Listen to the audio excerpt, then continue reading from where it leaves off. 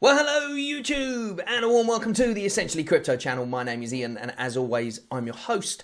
Now, you might have noticed today I'm a little bit rough around the edges. I've got a little bit of a Barry White voice going on. In my last video, I was coming into the point where I was getting some kind of lurgy, and I've sort of had that lurgy, and now I'm kind of going out of it. So you might hear my voice is a little bit different at the moment, but hopefully it doesn't show too much, and I don't sound too much like Macy Gray or Barry White.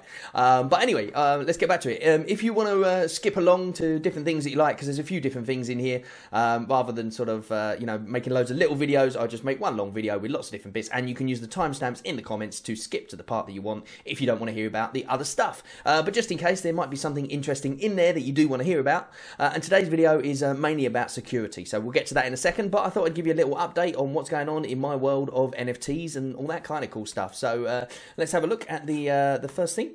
So let's bring down that screen so we can see what's going on in my world today. So the first thing is this. It's the Moody Krows. They had the baby crows that were airdropped the other day, and then if you were lucky enough, you also had the opportunity to buy, well, I say buy, it was actually free, but basically what they did was they dropped 4,000 of these crows, okay? So you had to have 2 crows in order to be able to get one. I probably told you about this before anyway, so we won't go over those details, but basically you had to have 2 crows. Then you got automatically a baby crow. And then what happened after that is that there was, I think, 3,800 approximately people who had 2 crows, because not everybody has them, because not everyone can afford to, not everybody got in on the mint, etc, etc. So therefore, if you didn't have 2, then obviously you can't get a baby crow. And then what happened basically was they dropped those 3,800 of them. That left 1,200 of them, 2,800 of them. That left 1,800 of them, 1,200 of them remaining. I beg your pardon, I'm getting all my confusion here, but 4,000 in total, basically, is what I'm getting at. So there was about 1,000 or just over available, and then what they did was they basically did like a free-for-all race for anybody that wanted to try and mint these crows, which caused absolute chaos. And somehow, I don't know how, but maybe with the ability of Vivi with the drops and everything, I was able to mint myself another crow. So I got myself a free crow, essentially. Now, it did cost me a minting fee, which, because there were so many people trying to mint at the same time, there was a little bit of gas wars. It wasn't as bad as Ethereum, but there was a little bit of gas wars. So therefore, I think it cost me $59 rather than the usual 15 or 20. So, which is the thing with IMX. You have to pay... beg your pardon, there comes the Barry White. You have to pay to be able to put it onto layer 2, but you don't actually have to pay for the minting, if that makes sense. So, therefore, in this case, I managed to get myself this little green guy as an extra, which is pretty cool. So, the floor for those is around about 0.01, I believe, or something along them lines, or no, 0.04. Oh, I can't remember what the floor is. Anyway, it was about 400 quid, something like that. So therefore, it's not bad for a free thing, is it really? So I got my proper one, and I got a separate extra one as well. I don't know how I managed it. There was a lot of people who were complaining they didn't manage to get it.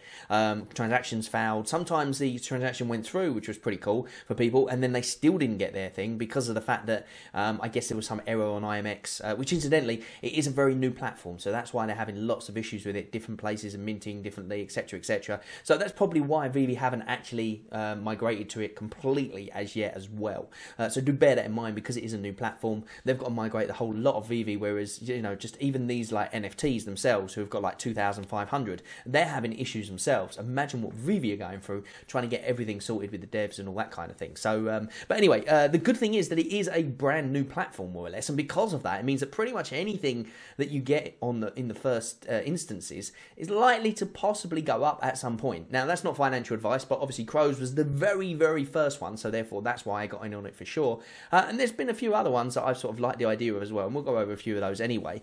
So there's the baby crows. That's that. I managed to mint 2 of them. This one here is a super rare one. As you can see, it's got an extremely ugly eye. I'm not a big fan of it, but it's a stupidly rare one for some reason. So therefore, it's really good because it's got a cyborg eye, which is unusual. But I like this one better, and it's worth not as much, funny enough. So therefore, but I'm not going to sell these for a while. Basically, what happens now is if you have the crows, you can also get then little gems that are dropped to you. Then you can then infuse those gems with the baby crows and make them ascended crows. So therefore, there's still more reasons for you to hold on to them and that kind of thing, and they're creating a utility for it. I just like them. I think they're quite nice, so that's why I went in for it. And also, it's the first ever one, so I'm waiting for them to get to ape levels, shall we say. Like that's ever going to happen. But you never know, do you? So, but as I said, not financial advice. Only get it if you want to. Incidentally, I did say that if you get a baby crow, then you got the utility. It's kind of true in a way because you can get the pebbles to ascend it, but you do need a normal crow in order to get pebbles as well. Unless you just buy them in the marketplace. I believe what's going to happen is they're going to drop some pebbles to different people who have got crows, and then if you don't want those pebbles, you don't want to infuse it with your baby. Maybe you get a couple of them because you've held your crow for a long time. You better sell them on the market. So that means that if you've got just a baby crow, then you could buy those pebbles, infuse it, and make yourself an even better crow, etc, etc, etc. So they still do hold a little bit of utility themselves, but not as much as if you have the original crows in the first place. So, you know, maybe now there's a dip in the crows at the moment, because as all NFTs, there's a bit of a dip at the moment before the long run up, so to speak. Then, you know, maybe it's a good time to get in with the crows if you wanted to, so you can get one at floor price, or, well, roughly, and then at least you've got something so you can get the gems, etc, etc, etc. But anyway, that's your choice to decide. Obviously, I'm just telling you the things that I'm doing, but you don't have to copy them. So let's move on to the next thing. Another one you don't have to copy. This is zombie squirrels. I really like the artwork on this. It's really cool. They approached me a little while ago. Now, this is not like a sponsored thing by any stretch of the imagination. I don't really take sponsorship things. They did actually send me one, so that was really nice of them, but they didn't have to do that. You know, I just, you know, give a shout out to ones that I think are interesting, and this was one that I thought was interesting because it was coming up around about Halloween. Obviously, they had the issues with IMX, so it wasn't minted, but this is the one I got. Anyway, as you can see, he's really pretty cool. Now, I'm not going to sell him for anything, so therefore I'm just going to hold on to him. And incidentally, if you hold a squirrel, you'll also get a book as well. And they've also got the card game that's coming out as well. So, you know, I think that's all pretty cool utility for the token as well. He's actually made a video himself about the utility for it and what's coming up and all that sort of thing. And I think they're doing some 3D metaverse stuff and all that kind of cool stuff as well. So if you want to see that video, I will link it in the comments below. You can click on it and you can see why maybe zombie squirrels is a good thing for you to get into if you like the artwork. As I said, these are not guaranteed to go up. They never are. But if you like the artwork and you like the idea of it, then, you know, maybe it's a thing to get into. I believe they've sold a third so far, a third of them. So that's not too bad in the time they've been doing. I kind of have it in my head that these things sell out straight away, but that's not always the case, obviously. With the visitors, it took quite a few weeks to sell out. With the frogs, which is another one, Frogland, I believe it's called. People are going crazy over that now, but you can still get ones really cheap as well. So, you know, it just depends how long you're willing to hold it and whether or not you have you know, a desire to be in the project and you like the community, that kind of thing. So do your own research before you get into any of these things, because they're not guaranteed to go anywhere. Some things, you know, NFTs are going to go completely, whereas others are going to go rocketing off, and I guess you don't really know which ones. But one thing I will say is that IMX, as it's a very new platform, anything that was on Solana in the start, when Solana started going to its highs and, you know, going massively high, it started, you know, taking off. The NFT started taking off as well. Now, IMX hasn't done its pump yet at all. You know, it's still quite easy to buy. It's quite good to buy at the moment. So they've only just released the token fairly recently. In fact, they just did an airdrop for people who had Gods Unchained. So if you listen to Reese when he was talking about Gods Unchained a while back, I never did. I'm an idiot. I didn't. Then you would have been playing Gods Unchained, which means you would have been earning tokens. And then when you got your airdrop, it's worth a buttload of money at the moment. So, you know, some people got almost 10 grand just from playing Gods Unchained. So that's pretty cool, isn't it? But unfortunately, I'm an idiot and I didn't even take it up on it. So, you know, but I'm not really into games in that. But, well, I wasn't at the time. I pretty much am now. I'm into Axie, I'm into Monster, I'm into everything now. But, you know, at the time I wasn't. So, but anyway, I digress. So there you go. So that's Zombie Squirrels. I'll leave that stuff in the video below if you want to check it out. You can only get on the public mint now because of the fact you missed out on the whitelist. But still, you know, if you like the art, as I said, then it's a cool thing to get into. Maybe if you want the book as a souvenir, that kind of thing. It is the first NFT in history that's doing a book. And obviously they've got the card game coming out. I think you get royalties on the card game and all that kind of stuff. So there's some cool stuff with it. Check out the Discord. Potatoes of this today is this. It's all about hackers and stuff, because today I got this in my email. As a regulated financial services company, Blockfi is required to collect and verify certain information about our clients. We're reaching out today as part of our compliance obligations to perform routine annual KYC. So basically, this is an email that I got, I think it was this morning or something like that. Now, I personally just ignored it. I didn't do anything with it just yet because I've been working all day, I've been doing other stuff. So I was just like, oh, I'll do that another day. And I thought, well, you know, I have to do it. It's from Blockfi. It's from the official Blockfi, by the way. It's not a fake or spoofed address or anything like that. It's from the official Blockfi, and it goes to a Google questionnaire. But then, just a little while ago, I received this. Hey Ian, earlier today you may have received an email from our team requesting verification on certain details via Google Forms. Please disregard that email and do not share your personal information. So does that mean That means that if you did it, now it says, if you already responded to the prior email, please know that we have disabled the Google form. Oh, great. And the data is being appropriately protected. Well, why was it sent out in the first place? The only thing I can guess is that they somehow got hacked on their emails or something like that, and they managed to send it out via the legitimate source to get people's information, which is really scary when you think about it. So one thing I will say, if you ever receive any information about this sort of thing, like trying to get your actual details, make sure you contact support and see if it really is a real email before you go ahead, or at least just wait a couple of days and see if anything comes of it, because in my case I waited a whole day before I filled it in. But I legitimately was going to fill it in. So, you know, I would have filled it in with all my personal information because it came direct from Blockfi, the actual Blockfi website. So, or from their email, you know, and it's the email that they always email me out to tell me what's going on and stuff like that. It was the actual email. So I probably would have done it as well, just as many people did as well. I hope they didn't get their information pawned, which is a possibility, I guess. But as they said, they're trying to get it back, or they're trying to do something about it. But obviously there's something fishy going on about there. We don't know the full details, or I don't personally. Maybe you do. Maybe you can put in the comments what's going on or what you think's going on. But anyway, I digress.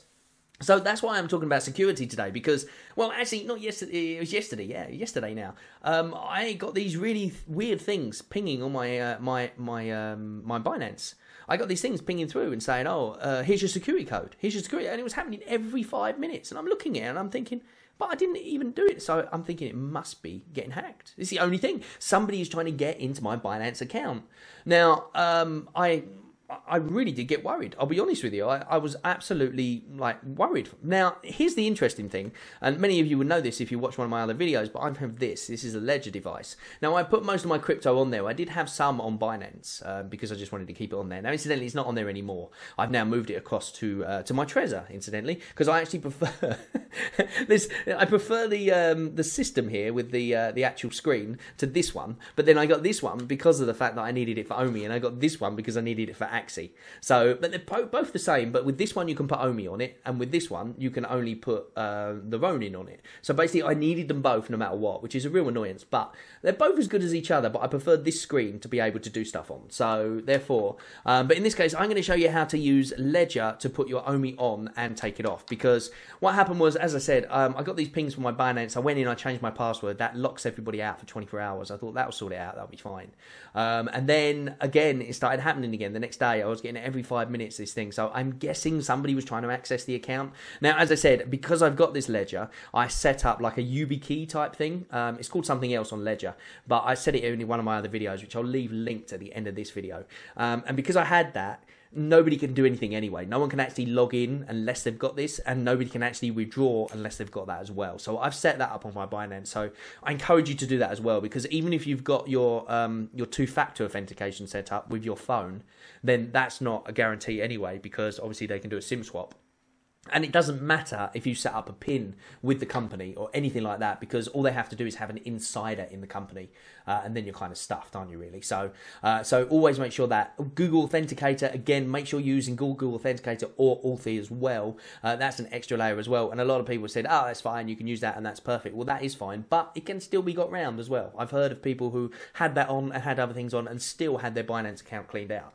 Now, I don't exactly know how, and most of them don't know themselves. But what I do know is if you have something like YubiKey or Ledger and you attach it to your Binance, then it's going to be a lot harder for anyone to be able to get in it, because of the fact that even if they get into your account and they're fishing around in there, in order to be able to actually withdraw anything, they need to have the Ledger device plugged into the actual computer in order for it to work. So, you know, maybe there's a way around that, I don't know, but as far as I'm concerned, the more stuff you can put onto your account to make sure that it's you know, secure, the better. So with that in mind, let's go through how to add Omi, or how to add Ledger to the thing, shall we? So okay, so here we are. I'm small now, and I'm down in the corner, so that way we can see it very clearly. Now, incidentally, I did try doing this in real time so that I could do all the buttons and processes and everything in real time to show you how it works. But MetaMask seems to have a failsafe that it doesn't allow screen recorders or certain screen recorders, so I had to use a completely different one, which obviously isn't connected to my my main video processing thing. So I've made a video. I'm going to go through it with you right now as we're talking. But basically, this is a lot easier now. I don't know if you saw the old video that I did, but it was a bit complicated. There was a lot of errors that popped up. You just had to ignore errors, you had to go through, etc, etc, etc. Well, now it's super easy, really, to be honest. So therefore you shouldn't have any issues with it, but I will I'm not going to teach you to suck eggs, but I'll just go through very, very quickly how you can add it to it. The first things you need to do, the first two things, obviously you need to set up your ledger. I'm assuming you can do that already. If not, just follow the instructions that come with ledger. It's nice and simple. Make sure that you buy a ledger from the correct source as well. That's very important, because there are some hackers out there, or people who mess around with stuff, and they will change the chips inside and then sell them on eBay for second hand. You think you're getting a cheap one, but in fact all you're doing is giving away your crypto. So make sure you get it from a proper ledger supplier. I've got a few links in the comments below. If you want to support the channel and you want to get a ledger, then feel free to do that. It's a great place to store your Omi, but bear in mind that you can also use it for other things as well, like using it as a YubiKey sort of thing. So you can use it for Binance to secure that exchange as well, which came in very handy for me the other day, as I said.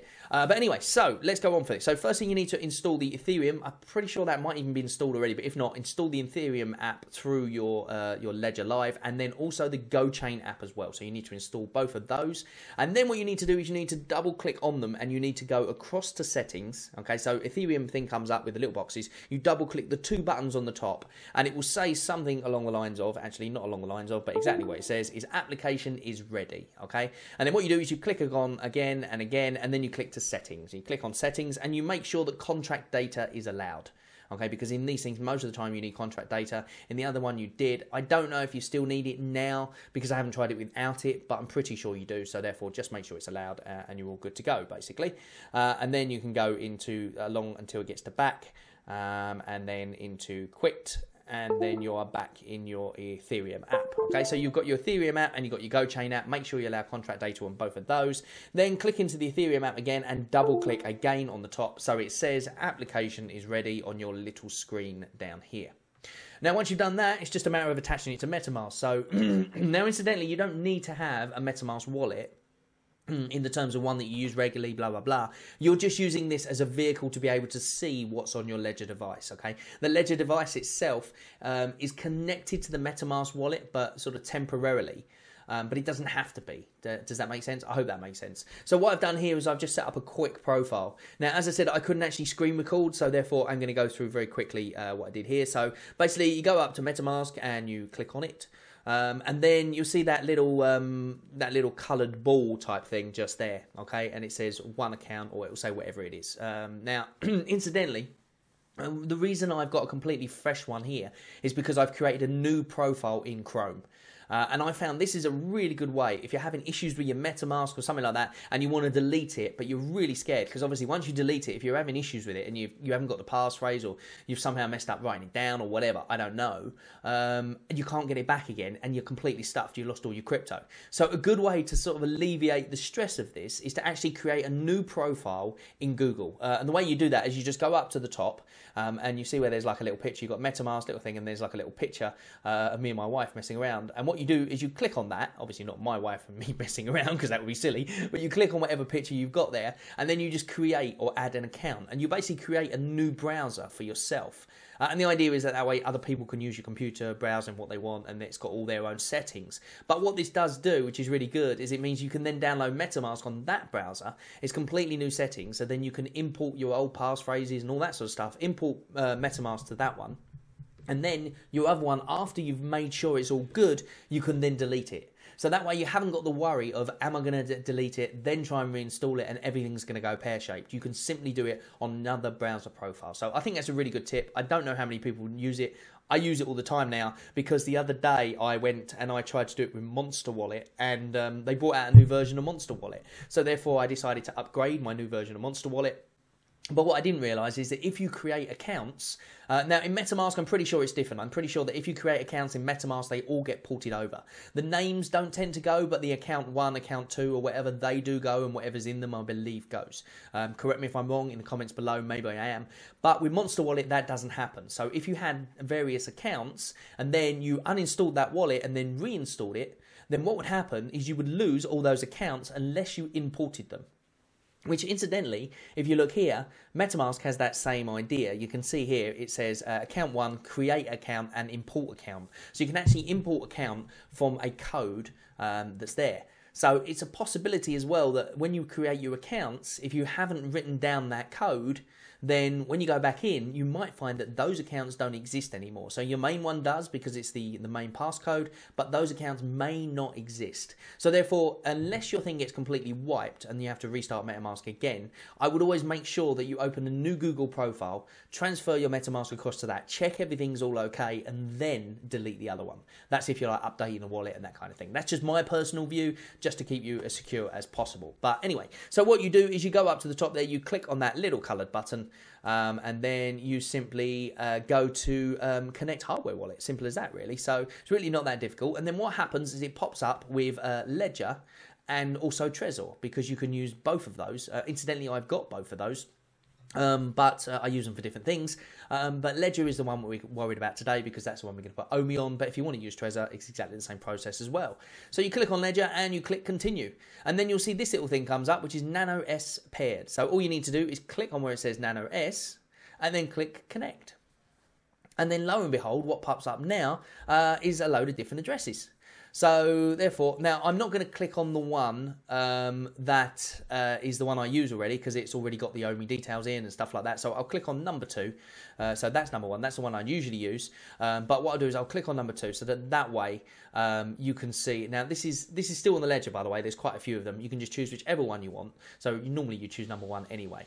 But the reason I did this is so that it's completely blank. Okay, so now you can see I've got the Ethereum network and all the normal ones, but I don't have GoChain in there. So I can't actually send and receive Omi. Well, I can, but I can't really receive it or send it. So like I won't be able to see it. So basically you have to add a custom RCP, okay, and the way you do that, RPC, beg your pardon. So what you do is you go and you get this information, which I'm going to leave in the comments below as well. I will leave the exact website so you know that I'm not trying to fake you out or anything like that. But you put in that network name, you put in the RPC URL, which is, whoops, that's the wrong one. You put in that there, and then you put the chain ID. And now sometimes it self-populates, not always. So in this case, chain ID is 60. So make sure you put that in, and then you put the currency symbol, which is optional, and a blockchain or the block explorer URL is also optional as well, but I always just go there and copy and paste it anyway, just for, you know, just because really. So but you don't really have to do that. It's up to you whether you decide to do that or not. So therefore, once you've done that, you're pretty much ready to go. You've then got, when you hit save, you'll see that you've actually got Go now on there. So any Go token you had, it would now be on there, you see, and ready to go.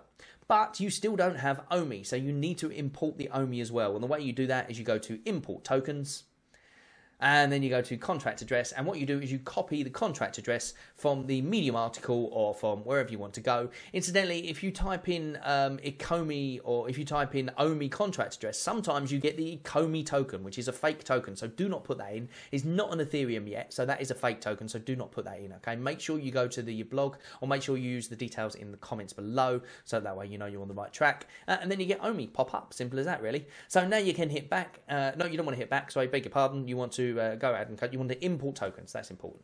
Okay, so now you've imported your token, basically. So now it means that you can basically find out what the address is, and the way you do that is you use your ledger address that you see up the top there, you see. So where it says ledger 2, that's the address that you would send your Omi tokens to.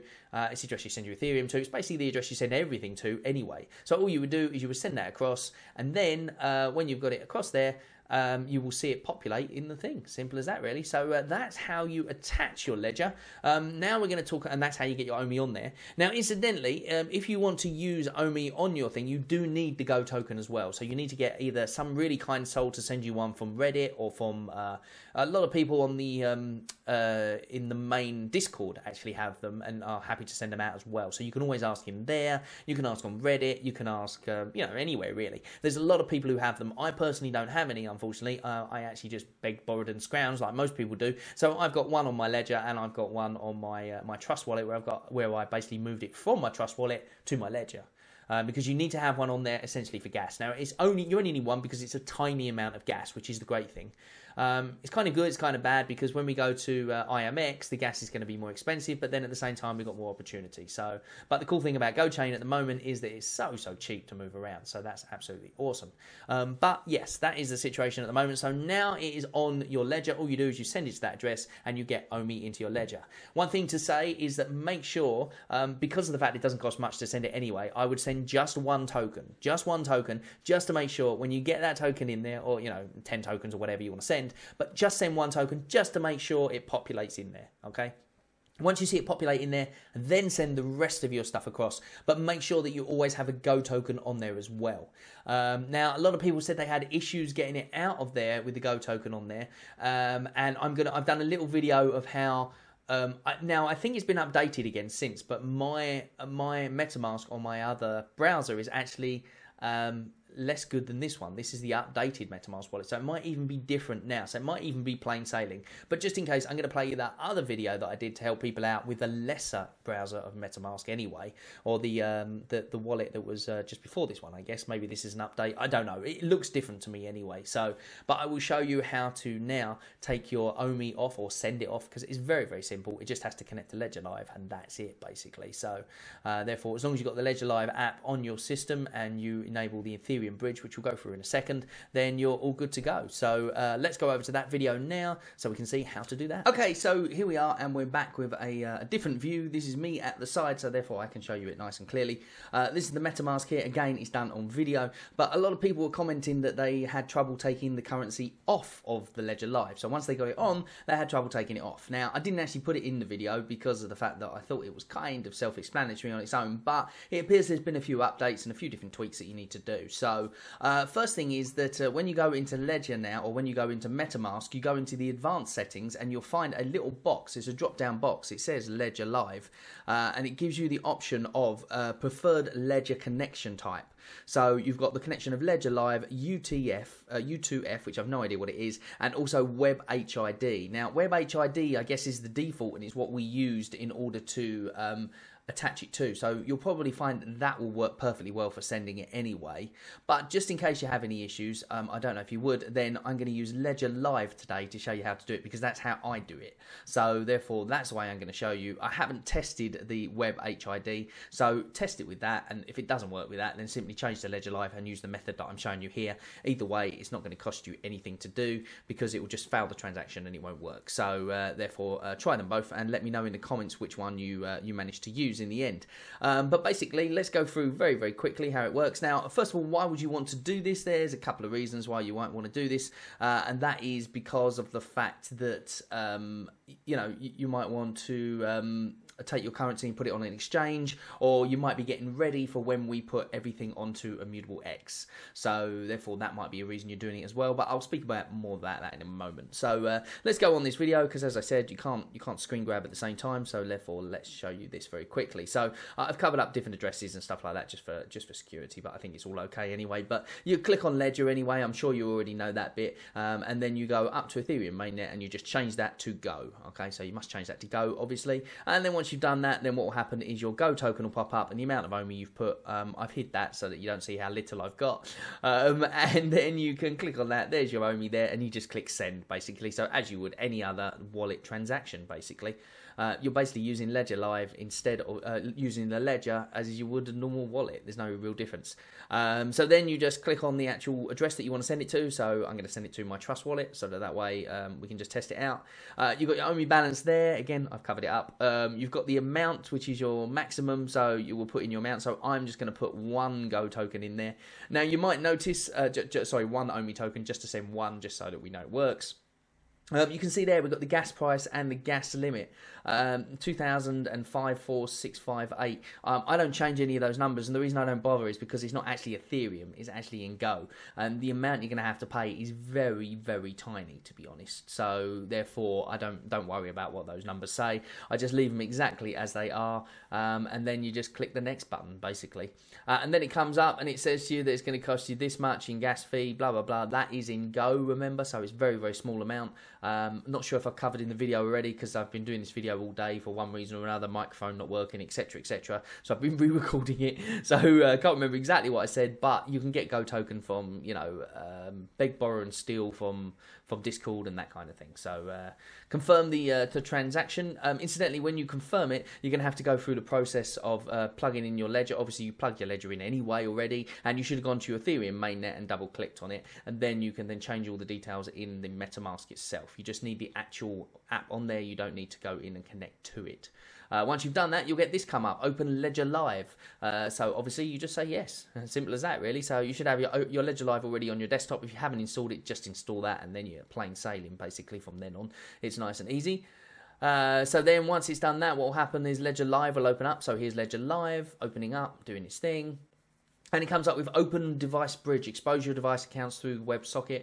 It says that the bridge will expose to a third-party applications. That is obviously MetaMask. This is a proper Ledger thing, so it's not a problem at all. So just click Open, and that will open up the Ethereum bridge, I guess. I guess it bridges it across to Ethereum or however it does it. The point is that it basically sends it to wherever you want to send it to. So therefore, so it's Open the Device Bridge and the Ethereum bridge is open, but Windows Defender will pop up. So if it doesn't work for some reason, make sure you check your Windows Defender settings. Maybe turn it off just while you're doing this, or maybe do the same with your antiviruses as well in case that happens. But in my case, it went through perfectly. So then all I have to do is click the box up the top there and go and check to see what's happening, and you'll see it will now say pending.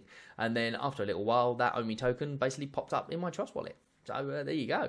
That's it. So it's really not rocket science. If you have any issues, then feel free to drop them in the box below. Let me know what's going on. If necessary, I can walk you through it on Instagram or Twitter or any of them kind of things. I've had a few people who've contacted me. We managed to get their Omi off, which has been quite nice, and they managed to sell it or do whatever they're doing with it. I know a lot of you are going to be wanting to be getting your Omi off for obvious reasons, which is the impending immutable X transfer. Now, there's three things to say about that. The first thing is you can send it to an exchange. You can send it to the token swap site, or you can send it to the VV app itself. Now, there's different things that are going on there. If you send it to an exchange, basically what will happen is you will send it into the exchange. Now, there's no fee as such to send it to the exchange. Sorry about the bells in the background. There's no fee to send it to the exchange because of the fact that you are going to be using the Go token to send it to the exchange anyway, okay? So, therefore, the fee is going to be very, very small. However, the exchange probably will convert it for you into a layer 2 token or whatever, or into Ethereum, essentially, is what they're going to do. But then if you want to take it back off the exchange again, because that might be your way to swap the token easily, you will have to pay a fee. Okay, now I don't know what that fee is going to be, but it will be Ethereum gas prices, whatever it is, because the token is still on layer 1. Okay, you've got to remember that all this time, layer 2, all it's doing is facilitating the transfer in the Omi, in the ecosystem. It's nothing to do with the actual token itself on the outside. The token is still on Ethereum. So even though it's going to layer 2, you're still using Ethereum in the long run. Okay, so therefore we're changing to an Ethereum token, so therefore you will have to pay gas prices to bring it back to your wallet. Okay, now the same standard, if you were to go to the Omi Switch site, what will happen is that you will pay Go again to send it to the Omi Switch site, and I'm guessing that again there will be an Ethereum gas transaction to bring it back to your wallet once again. So either way, if you go to an exchange or whether you go to the token swap site, you're still going to have to pay gas to get it back into your wallet if that's where you want to keep it. Now, obviously, on the token swap site, you can't keep it on there, I'm guessing. But on the exchange, you could if you wanted to, but again, it's not recommended. But it just depends whether or not you want to pay that token swap back. You know, who knows? What would be really cool is if they can somehow integrate with BEP20 as well, because that's something that a lot of, like SHIB, for instance, I went to take it off of the other day, off my Binance, and instead of going through Ethereum, which was going to cost me like $140, I just did it through Binance, and it cost me like minuscule amounts. So if they have the same, with Omi, if they do the same thing as what SHIB's done, and basically have a Binance version of it, then you could also do that as well, which hopefully will happen at some point, because then that way you don't have to worry about the Ethereum fees there either, switching them around. Okay, it's a little bit more jiggery pokery, but you get the same thing done basically with less fees, so it's pretty cool. But basically, once you've sent it to the exchange or to the thing, you will have to pay to get it back. Now, if you send it to the VV app, which you can do, it will go onto layer 2. Okay, so when it goes on to layer 2, what will happen is you'll send your Omi token, which will probably be your Go token, your Go Omi. You will send that into the Ethereum, into VV app, and then they will initiate the swap inside there for you, maybe on the layer 2 layer or something like that. I'm not sure how they're going to do it, but there will be, if you're sending Omi that's Ethereum, there will be a cost to add it to the layer 2 anyway. And it won't be as big as a gas fee from what I can gather, but there will be a transaction fee, as they say. And then once it's on layer 2, then that's when it becomes gasless. So if you would like to buy like land, or if you want to buy things and stuff, and you want to have like updated market listings and all that cool Omi stuff that's coming, then you would need to transfer it onto layer 2. But bear in mind, if you then wanted to sell it, as far as I know, you're not going to be able to sell it from layer 2. Now, that may come in the future, and I'm hoping that that is something the MTL is going to bring with it as well, but we need to find out more about that. But for now, what will happen is that if you want to sell your Omi on exchange, for instance, you will have to take it back off layer 2, which will then incur a charge, because you'll have the charge going back to layer 1. And then from then on, you would have the gas fee of wherever you sent it to. So the chances are you probably can't send it from direct from layer 2 to the exchange, I'm guessing. I'm guessing what will happen is you'll have to send it from layer 2, pay a transaction fee to send it to a wallet first, and then send it from that wallet onto the exchange. So you will get the transaction fee, plus you would get a gas fee as well. So do bear all that in mind. That's the thing about Ethereum. Obviously, the gas fees are really high. Now, if, as I said, if they manage to get it on the BEP20 or something like that, then that would be awesome, because then that really, really reduces the gas fees. And, you know, like SHIB and SafeMoon and a few other ones, they're all on that way of thinking. So therefore, that's pretty cool. So hopefully that will be able to be the case, so to speak. But anyway, so yeah, that's why you might want to send it off anyway. So hopefully it gets you all prepared, ready for it. As I said, if you have any issues, then put in the comments below and I will try and help you out. But that is the way I personally do it. That's the way that works for me. You may find a different way that works for you, but either way, as long as you get your Omi off there, or as long as you get your Omi on there, then you don't really have an issue. But one thing I will say, which I'm not sure if I said in the last bit, and that is that make sure you just send one token first of all. The good thing is, because there's hardly any gas and it's only costing you Go, you can send one token back and forth as much as you like and it won't make a difference. Whereas if it was Ethereum, to send one token along is actually a lot more expensive. So you end up just going, oh, I'll just send all of it, because otherwise I'm going to pay so much gas, depending on how much you got, of course.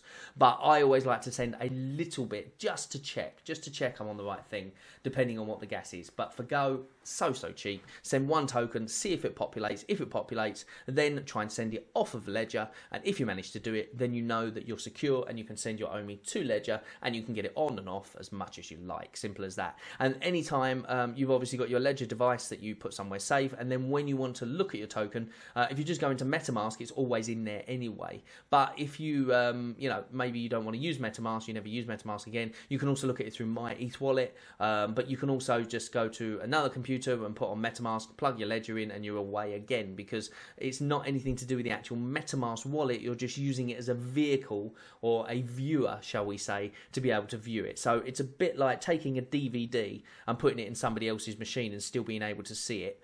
It's the same sort of concept, I suppose. Your Ledger device is the DVD. You pop it in somebody's machine, you can see what's on it. If you pop it in your own machine, you can see what's on it. You don't need to have your account on their machine in order to be able to do that, because your account is essentially the Ledger device. Okay, so therefore I hope that's clear as mud. But as always, don't take this as financial or investment advice in any way, shape or form, because as with anything, crypto can go up and it can make you loads and loads of money, or it can go down and you can pretty much lose everything. But you know, that is the way it is, and that is essentially crypto. Thank you very much for joining me, and I shall see you on the next video. Bye bye for now.